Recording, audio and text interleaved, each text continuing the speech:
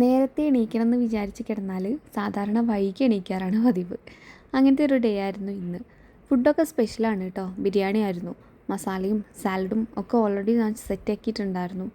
Rice ആവാനുണ്ട് ഇനി. ഒരു കാര്യം പറയാൻ മറന്നിട്ടുണ്ട്. ഇന്ന് നമുക്കൊരു ഗസ്റ്റ് ഉണ്ട്, വല്യമ്മ, അതായത് അമ്മയുടെ ചേച്ചി.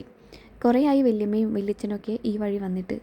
സംസാരിച്ചിരിക്കുന്നതിൻ്റെ ഇടയിൽ ഞാൻ എൻ്റെ ദമ്മിടൽ പരിപാടി നടത്തുന്നുണ്ടായിരുന്നു.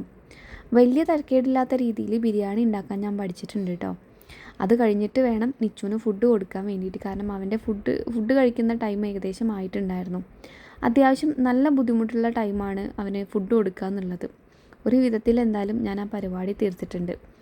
അപ്പോഴാണ് പുതിന ചമ്മന്തി ഉണ്ടാക്കിയില്ലല്ലോ എന്നുള്ളൊരു ഓർമ്മ വന്നത്.